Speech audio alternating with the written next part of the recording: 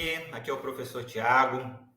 A nossa conversa, o nosso bate-papo de hoje é sobre os pilares da universidade, sobre o nosso tripé acadêmico, ensino, pesquisa e extensão. A nossa disciplina de introdução à extensão vai se aprofundar, obviamente, nesse pilar de extensão. A gente vai discutir projeto, legislação, uma série de fatores associados à extensão, mas a extensão ela se articula com dois outros pilares, que é o ensino e a pesquisa. E para a nossa aula de hoje, eu convidei aqui 3 colegas do IFMT, cada um com sua respectiva atuação na área de ensino, pesquisa e extensão, o professor Júlio, o professor Epaminondas e a professora Regina. E eu já vou convidá-los aqui à tela, já vou colocá-los aqui, dar abertura ao nosso primeiro bloco. Vou quebrar um pouquinho do protocolo, onde a gente faz aquela introdução, lê todo o currículo Lattes, e eu vou deixar que eles se apresentem, fale um pouquinho sobre a história dele, fale um pouquinho sobre a função dele à frente de um pilar. O professor Júlio eu convidei para discutir um pouquinho sobre o pilar do ensino, o professor Epaminondas sobre a pesquisa e a professora Regina sobre a extensão. Então, vamos seguir essa ordem aqui. Júlio, dê boas-vindas aos nossos estudantes e fale um pouquinho sobre a sua função hoje, sobre a sua trajetória aí no ensino. Muito bem, obrigado, professor Tiago. Olá, queridos estudantes, sejam bem-vindos. Sou Júlio, eu sou um completo apaixonado pela educação. Quando eu tive a oportunidade como profissional de entrar numa sala de aula a primeira vez, eu senti que eu tinha voltado para casa, a sensação era essa. Dar aula é muito difícil, ser professor é muito difícil, mas eu sentia que ali era o meu espaço, porque ali é um local de convivência de 40 saberes, de 40 universos, 40 pessoas com inteligências, com criatividades, com intuições, com dificuldades, com vontades e sonhos. Bom, eu sou turismólogo de formação, me formei para trabalhar com gestão pública do turismo e atuo também na área, com gestão de prefeituras e municípios. Mestrado em meio ambiente e doutorado em educação, e estou temporariamente como diretor de ensino à frente do campus Cuiabá Coronel Octaí Jorge da Silva. É um desafio bastante grande, nós temos mais de 25 cursos, e dentre eles 11 cursos são de graduação, e são cursos que entregam uma qualidade altíssima. E hoje eu estou aqui disponível para a gente poder conversar um pouquinho sobre os desafios da educação e, principalmente, né, que é o nosso tema, como a educação, o ensino se entrelaça à pesquisa e à extensão, a importância dos 3 andarem juntos para potencializar o salto que o aluno, que o estudante pode dar em direção a se tornar um grande profissional, um cidadão comprometido, e que ele possa, assim, realizar sonhos na vida, né? Dado esse primeiro bloco aí de boas-vindas, de apresentações, o objetivo da aula é discutir sobre o tripé acadêmico, ensino, pesquisa e extensão. E eu vou trazer esse texto aqui, para mim, que tem a maior relevância. Eu acho que é quando a extensão toma aí um pilar mais protagonista nessa tríade, né? A gente sempre ouve falar de extensão, ou existe resquício na legislação de extensão desde 1931, mas assim, como cursinhos que a universidade ia lá, pegava um conhecimento legislado e aplicava na comunidade, mas eu acho que a primeira vez que consta num documento é a nossa Constituição de 88, artigo 207, que é: as universidades gozam de autonomia didática científica, administrativa e de gestão financeira e patrimonial e obedecerão ao princípio da indissociabilidade entre ensino, pesquisa e extensão. Esse princípio de indissociabilidade do ensino, pesquisa e extensão, ou seja, não dá para desassociar, está amarrado, está junto, ou fala dos 3, ou executa os 3 nessa troca de saberes, ou o saber não acontece em sua plenitude. É relativamente recente, né, esse princípio, de 1988.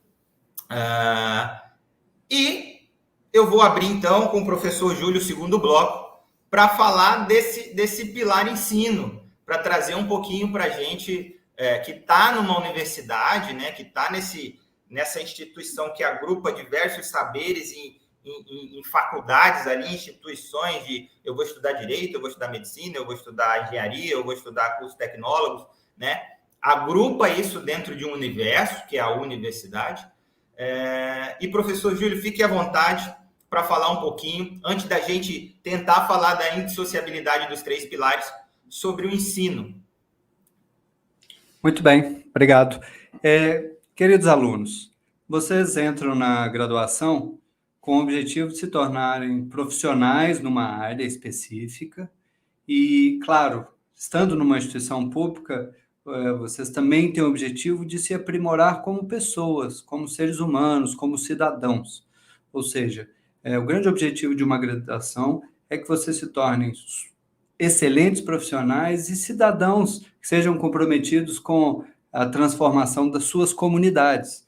Ou seja, a nossa capacidade de aprender e, portanto, depois de se tornar um profissional, contribuir com esse conhecimento, retribuir para a nossa comunidade, para a sociedade e, portanto, transformá-la. Claro, a gente faz graduação para a gente realizar sonhos, poder viajar o mundo, para a gente ter uma vida financeira tranquila, mas isso é uma consequência do nosso esforço, da nossa dedicação. Bom, numa graduação, a imagem que a gente tem mais tradicional de uma sala de aula, falando aqui já de ensino, é a imagem de um professor lá na frente falando e um conjunto de alunos, 30, 40 estudantes, ouvindo esse professor, e a maior parte do tempo o professor fala e os alunos aprendem com aquele professor que tem experiência, que desenvolve pesquisas, projetos, que já fez eventualmente mestrado e doutorado,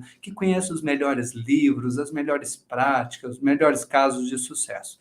Essa é a imagem tradicional de uma sala de aula. Contudo, nos provoca Mário Sérgio Cortella de que se o médico do século XVII entrasse no hospital do século XXI, ele ia achar tudo muito diferente.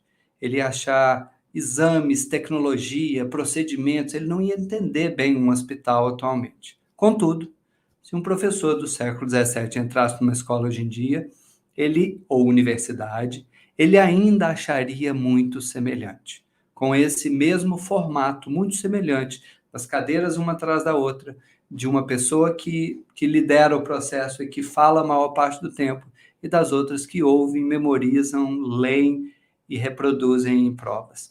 Eu queria fazer um recuo com vocês. Antes disso, todo ser humano nasce para aprender, e nós aprendemos constantemente. Com 115 anos, se a gente ainda estiver aberto, a gente ainda vai estar aprendendo coisas importantes. Então, a gente nasce para aprender, com sede de aprendizado. Quando a gente é criança, a gente vai no quintal, sobe na árvore, põe a mão na lama e quer comer com a mão. A gente é dono do aprendizado porque a gente está testando o mundo, experimentando o mundo.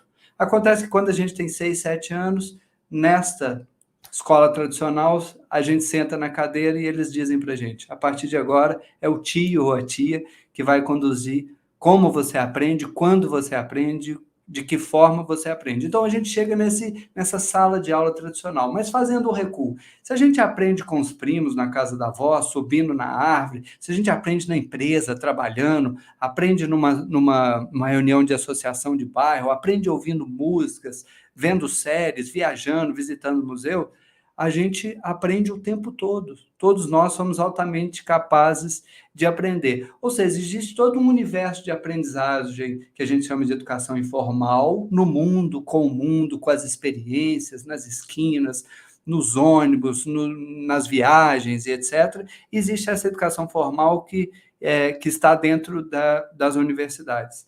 Elas, do meu ponto de vista, elas precisam estar cada vez mais próximas.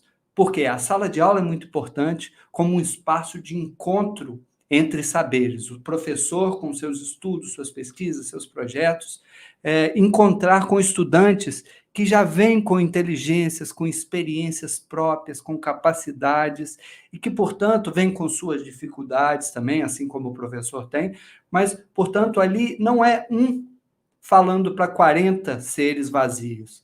ali pode ser um espaço de troca liderado pelo professor, isso é muito importante. O professor precisa mediar aquele processo para que todos cresçam juntos. O que é importante que numa graduação como a de vocês, quando vocês entrarem no site do Instituto Federal ou do curso de vocês, vocês vão achar o projeto de curso, o PPC. Né? Toda boa casa tem um projeto arquitetônico e todo curso de graduação tem um PPC. Nesse curso vai ter um momento lá que está escrito perfil do egresso, que é quem aquele curso deseja formar. Por exemplo, há engenharias que são mais técnicas, se aprofundam mais em cálculo, em questões bem detalhadas, técnicas da engenharia. E há engenharias que buscam um perfil de um engenheiro que também dialoga com a gestão, capaz de lidar com equipes, capaz de fazer projetos.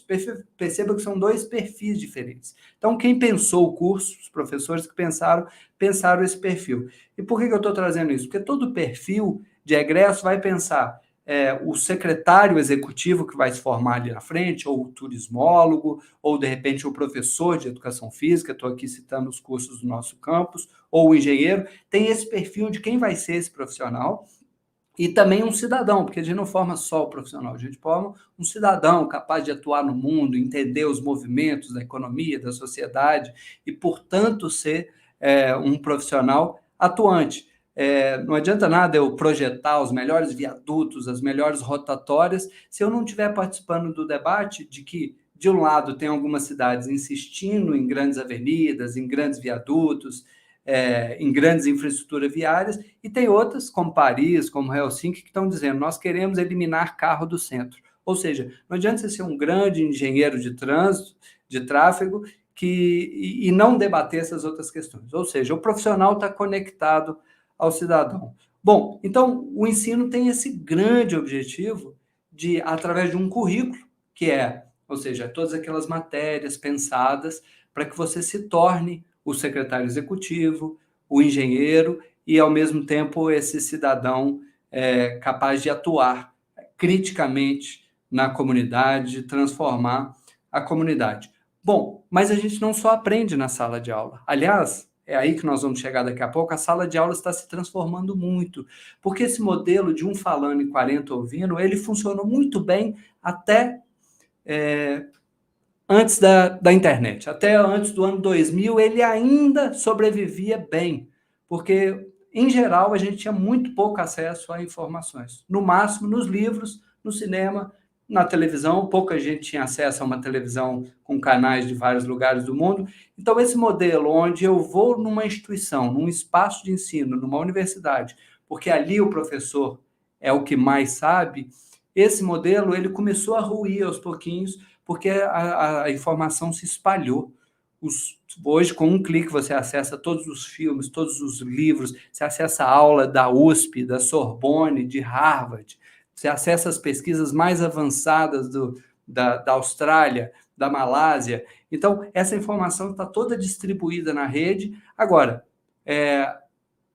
embora assuste um pouco estudantes e professores, nós podemos dar um salto de qualidade, porque o professor, ao invés vamos imaginar que ele fosse um cantor, um músico, esse entretendo 40 alunos, e a gente dizia, o melhor professor é aquele que transmite melhor o conhecimento, aquele que de vez em quando faz umas piadinhas, aquele que tem o domínio do conteúdo, mas numa mudança de forma de existir a sala de aula, esse professor ali sentado agora com 40 pessoas com muita informação, com muitos saberes e que precisam cumprir aquele objetivo específico, ele pode deixar de ser esse músico tocando para 40 ouvintes, vamos usar aqui a ideia do entretendo 40 ouvintes, para um maestro regendo 40 músicos, porque os estudantes são capazes de fazer projetos, são capazes de desenvolver pesquisa, e o aprendizado não se dá só em sala de aula, ele se dá nos laboratórios, muito importante. Nós temos no IF uma frase que a gente é muito bom nela, a gente é tradicional nela há mais de 100 anos. Tá? O Instituto Federal, o Campus Cuiabá, tem 114 anos, o campus do centro, que é o aprender fazendo. Nós temos 40 salas de aulas no campus e 70 laboratórios.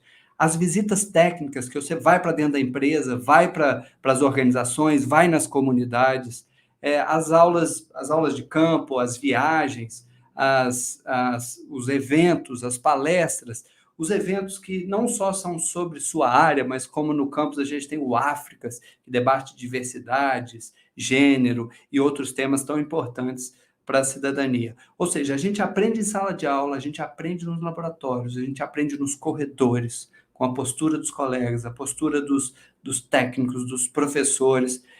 A gente aprende o tempo todo. Todo mundo tem muito a aprender e um pouquinho a ensinar. Todo mundo é professor.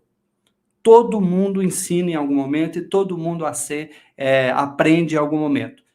O professor, ali em sala de aula, ele tem essa função de liderar este processo. E não necessariamente falar, mas liderar esse processo.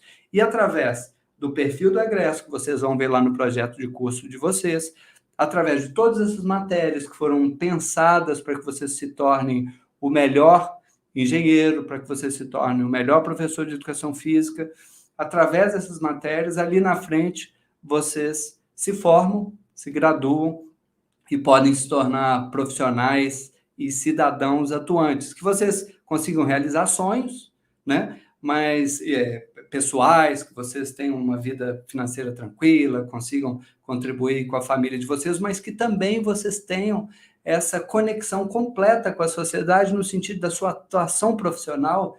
Ela influencia diretamente na cidade, ela melhora ou piora a cidade, na empresa, na comunidade, né? Vocês se formem também com essa conexão. Isso é um pouco do ensino. Daqui a pouco nós vamos entrar nessa conversa da indissociabilidade entre ensino, pesquisa e extensão, e a gente vai entender que a pesquisa dentro do ambiente universitário, a extensão dentro do ambiente universitário, te fazem aprender muito mais. A extensão é você na comunidade, resolvendo problemas da comunidade, aprendendo com a comunidade, contribuindo com os saberes universitários. E a ciência é fundamental para o mundo que temos, ela é bastante complexa e o fazer científico deve estar presente no cotidiano dos alunos, para que a gente possa produzir ciência, transformar a sociedade, mas para que a gente possa também valorizar aquilo que já foi feito na ciência. Bom, isso é um pouquinho do geral do ensino, aí eu me coloco à disposição para daqui a pouco a gente poder fazer essas pontes entre pesquisa, ensino e extensão. Pegando esse gancho, Regina, já que a gente está falando do como, né? Projeto, como que eu vou com a pesquisa, como que a pesquisa vem aqui para dentro, eu queria continuar ali no como, e aí chamar o Júlio para esse bate-papo aqui, específico de uma forma como ele ministrou uma disciplina, se eu não me engano, é de empreendedorismo, Júlio, eu não me lembro se no curso de turismo ou secretariado, que ele fez um trabalho fantástico, quebrou essa questão do ensino tradicional ali, de um aluno ficar escutando e ser um depósito, uma caixa, e colocou o aluno como um agente de informação, como um agente de troca de saberes, levou os alunos até a sociedade, e para mim foi um belo exemplo de como eu levo o ensino, como o ensino se torna uma ferramenta de extensão, sem ser um projeto, sem ser um programa, era uma sala de aula, né? Como é que você fez isso, Júlio? Como é que você pegou o ensino e transformou ele numa ferramenta extensionista, e transformou uma aula que seria, em tese, tradicional, numa aula um pouquinho diferente? Fala sobre esse desafio aí que eu conheço. Massa. Deixa eu fazer o gancho da fala dos colegas para chegar nesse ponto, nessa disciplina, nessa iniciativa, que, assim, no nosso campus, nós temos 11 cursos superiores, mais ou menos, varia um pouco, mas mais ou menos 50 disciplinas cada curso. Nós estamos falando em 550 cada semestre, 1.100 por ano. Vamos imaginar que uma disciplina de 68 horas, ela é como um projeto, né? Ela é um projeto de ensino dentro de um currículo, no sentido de que ali tem um objetivo, que ali tem um caminho a percorrer, uma metodologia, e o professor, junto com os alunos, tem que chegar num ponto. Primeira reflexão. Dentro do nosso campus hoje a gente ainda não tem 50 projetos de pesquisa ano e não tem 50 projetos de extensão ano. Então, nesse tripé, uma primeira reflexão. o ensino ainda é muito mais preponderante e não deveria ser. Ponto 1. Ponto 2. A gente está numa fase, analiso eu, de que os diálogos entre a pesquisa e extensão estão florescendo, entre a pesquisa e o ensino estão florescendo. Então, a gente vê projetos pululando por toda parte com esses diálogos. Juntando as duas reflexões, acho que a gente precisa dar um grande salto para frente, de torná-los indissociáveis. Isso a gente ainda vai aprender na minha compreensão. Eu vou pausar aqui, vou falar da disciplina e volto ali na frente, tá? Eu dou aula no último semestre de turismo, que é um curso para formar gestores em turismo, no meu caso, gestão pública, uma disciplina chamada consultoria em turismo. E aí, isso é mais ou menos comum na nossa área, eu não inventei, o que eu fiz foi refinar a metodologia ao longo de 10 anos. Cada aluno escolhe um restaurante e, ao longo dos 4 meses e meio de um semestre, eles têm que dar uma consultoria num restaurante. Eles têm que fazer 4 visitas. Uma primeira visita, a gente prepara juntos em sala de aula uma entrevista com os gestores. O que te motivou? Como é que é seu dia a dia? O que você gosta? O que é difícil? Que competência que te falta na gestão de um restaurante?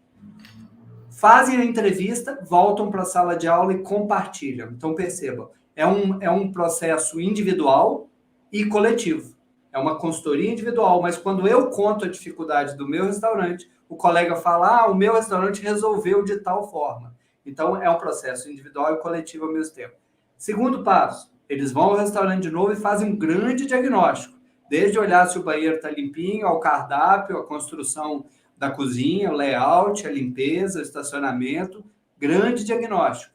Observação, fotos, entrevistas, inclusive entrevistando clientes. Terceiro momento, o coração de uma consultoria. Eles entendem a parte financeira do restaurante como um todo, quanto vende, quanto custa cada prato, preço de custo, aluguel, e fazem a conta geral. Por quê? Esse terceiro momento, se ele não houver, vira só achismo. O restaurante é muito quente, eu acho que tem que refrigerar.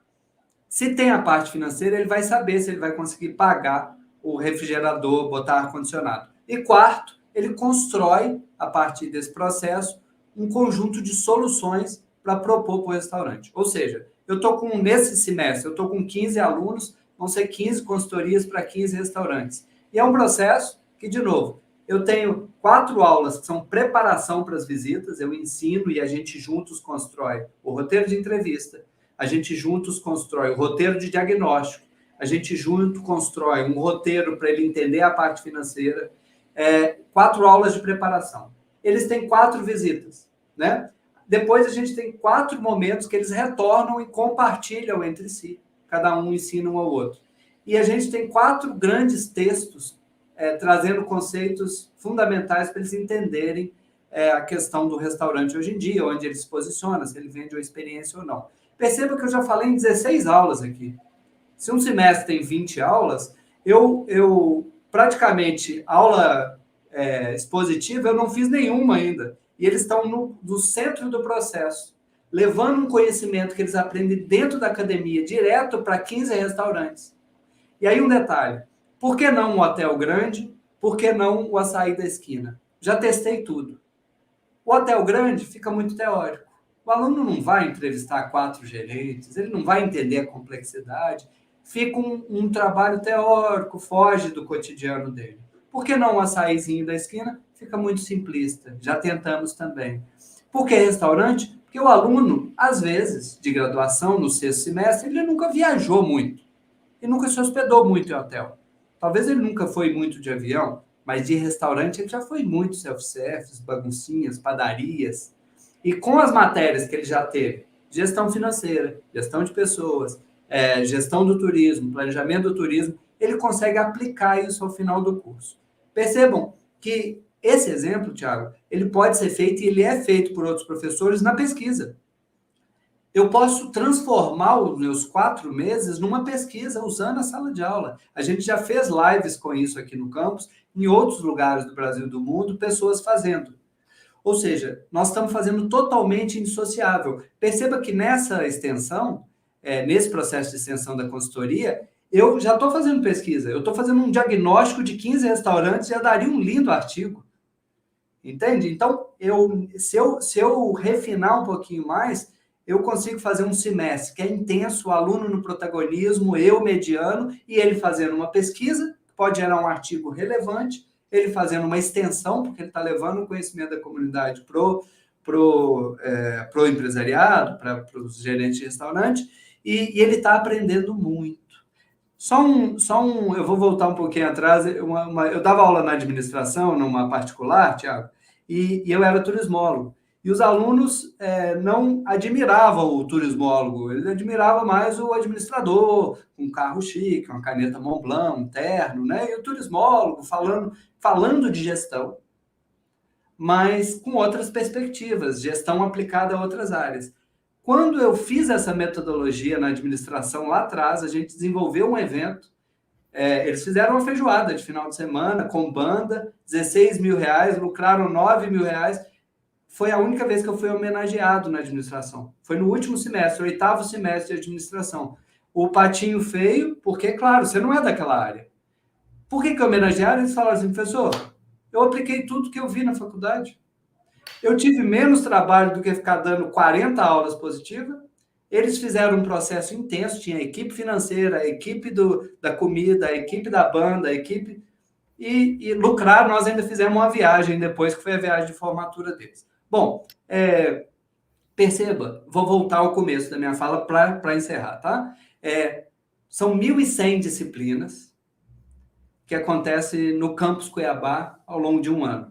E não são 50 projetos de extensão nem de pesquisa. Ou seja, o sonho dessa indissociabilidade caminha para um equilíbrio entre esses três, na minha compreensão. Segundo ponto, a indissociabilidade, ela não é somente diálogo. Uma área olhando para a outra fala, opa, eu combino com você. Então, para concluir, com a falência dessa sala de aula onde um fala e 40 ouve, o espaço universitário, o espaço de ensino, ele tem que ser um espaço de curiosidade, de construção de projetos, de laboratórios, do aprender fazendo, da teoria aplicada à prática. Então, mais do que um espaço onde o aluno passa a maior parte do tempo ouvindo, a cada semestre ele pode desenvolver projetos que conectem extensão e ensino, que conectem pesquisa, extensão e ensino. Ou seja, nós estamos num momento que esse espaço precisa ser reinventado para o aluno brilhar os olhos, para ele não precisar ser obrigado a estar nas nossas aulas. O aluno não precisa estar obrigado nas nossas aulas, né? Aqui tem que ser um espaço de engolir o mundo, e você tem várias experiências dessas. Quando a gente vai no IF Maker, no Fábrica de Software, em espaços específicos dentro do campus, os alunos ali estão vidrados, estão em pé, estão buscando conhecimento, estão tentando trazer o projeto, captar dinheiro, né? Então, acho que é expandir isso, não deixar isso na periferia do currículo. Os projetos hoje, eles existem na periferia do currículo, e essas iniciativas incríveis existem na periferia do currículo. Mas eu estou falando aqui de um processo que a gente está começando, e a curricularização da extensão, e eu gostaria muito, Epaminondas, que a gente curricularizasse a pesquisa formalmente nos nossos currículos, independente de lei obrigar a gente. Por quê? Porque a gente começa, enfim, a fazer uma indissociabilidade entre esses três elementos. Maravilha, Júlio. Júlio, isso foi pensado, né? Indissociabilidade e tal, você pensou nessa estratégia. Eu queria contar uma historinha bem rápida sobre como essa indissociabilidade acontece sem você planejar e programar, para mostrar que as coisas são coladas mesmo. Você deu um exemplo da fábrica de software. Nós pensamos ela como projeto de ensino. Nós não pensamos ela como um tripé acadêmico. Começamos um trabalho de ensino, que era o projeto Fábrica de Software. Dar uma experiência real de desenvolvimento de software para alunos de computação. Como se fosse uma residência médica. Você estudou, mas vamos ver aqui como funciona um hospital na prática. Então, a ideia era essa, fazer uma residência de software. Eles foram lá para dentro, nós pegamos projetos reais do FMT e começamos a desenvolver software para atender necessidades do campus. Isso ficou pronto. Ensino. Terminamos nossa parte em tese, ou vamos pegar outro projeto, ou vamos pegar novos alunos. O que a gente faz agora? vamos expor esse trabalho. 12 alunos tínhamos no projeto, 12 artigos escritos, 12 artigos publicados no Arquife. Então, aí, automaticamente, nós fomos para o pilar de pesquisa. Essa visibilidade da pesquisa, da divulgação do trabalho, nós recebemos um convite da Secretaria de Segurança Pública para participar de transferência de tecnologia. Nós pegamos alguns alunos que estavam maduros. Esse foi um edital da FAPEMAT, aí nós já estamos falando de fomento de dinheiro, e nós conseguimos levar esse conhecimento que os alunos produziram para ser aplicado no setor produtivo. Ou seja, nós fomos para dentro de um órgão governamental e nós transferimos tecnologias para ele. Então, vejam só como não dá para desassociar, né? Você começa como ensino, mas automaticamente você vai ter que publicar e gerar novo conhecimento, e aquilo vai transbordar para fora dos muros da instituição, né? Isso acontece de forma natural. Gente, que conversa gostosa. Eu gostaria que pudéssemos ficar aqui o dia inteiro batendo esse papo, porque ele tem sido muito enriquecedor, mas a gente já está aí há 1h40 conversando. Precisamos encaminhar para o encerramento. Eu gostaria de encerrar primeiro agradecendo profundamente a presença de vocês, ter aceitado o convite e participar dessa nossa aula. São 3 referências, cada um no seu pilar aqui dentro do IFMT, que a gente, como professor, tem o orgulho de poder recorrer, de poder convidar para esse bate-papo. E eu transfiro novamente a palavra, rapidinho, para a gente finalizar. Eu já me despeço aqui. Eu tenho certeza que você, estudante, está tão empolgado e tão motivado quanto eu a fazer um projeto extensionista, a se envolver, a romper os muros da nossa instituição e atingir a comunidade de uma forma bem impactante. Então, professora Regina, suas últimas palavras de despedida na nossa aula de hoje. Obrigado novamente pela participação. Obrigada, professor Tiago, obrigada, professor Júlio, professor Epaminondas, pela oportunidade de estar aqui. Obrigada a você, estudante do IFMT. Um grande abraço a todas e todos e espero vocês na extensão. Professor Júlio. Valeu, Tiago, Regina, Epaminondas, foi ótimo. Parabéns pela iniciativa, Tiago. Vai ter um grande retorno isso. E nossos estudantes, na fase de finalização do semestre, vocês estão sangue no zóio. Em algumas aulas no começo do semestre, vocês estão sono no zóio. O que eu desejo a vocês é brilho nos olhos, para engolir o mundo, para ir na comunidade, aprender com a comunidade, ensinar a comunidade, transformar a sociedade que vocês vivem, pesquisar, investigar, insistir na produção de conhecimento. Esse é o caminho de um aprendiz. Um estudante não é aprendiz porque ele tem um número de matrícula. Ele é aprendiz quando ele se coloca em movimento, quando ele se esforça, quando ele se dedica, quando ele aceita o erro e quando ele, enfim, ele está em movimento. Aí ele é um aprendiz. E eu dedico que quando você se forme, quando vocês tiverem 115 anos, você ainda estejam em movimento. Eu acho que essa é a grande missão do ser humano. Valeu, Tiago, valeu, Regina, valeu, Epaminondas. Eu que agradeço, Júlio. Professor Epaminondas. Tiago, só agradecer pelo convite, te parabenizar pela ação. Eu acho que esse é um tipo de debate que precisa ser feito, né, nos mais diversos campos. É uma prática que a gente pode, inclusive, levar aos outros campos também. Agradecer ao professor Júlio e à professora Regina, né, é um prazer sempre ouvi-los, né, e estar na presença deles também. Como diz a Regina, a nossa parede que divide. Se bater aqui, ela escuta ali. Tá? Brincadeira à parte, mas é porque a gente está bem próximos.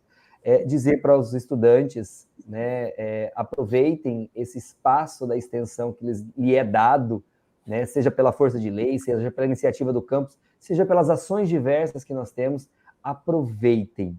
Porque eu estou sendo por mim, gente, eu não tive essa prática extensionista no meu curso de graduação. Não que eu sou velho, tá? Destaque-se isso, tá?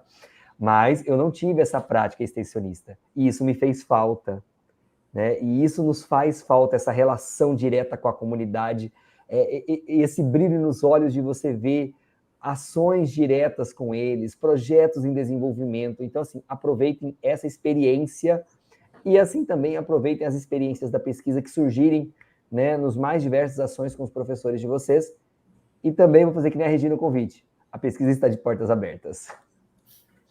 Maravilha! Estudantes, finalizamos então a nossa sessão sobre os pilares da educação, ensino, pesquisa e extensão e como que esses pilares se relacionam.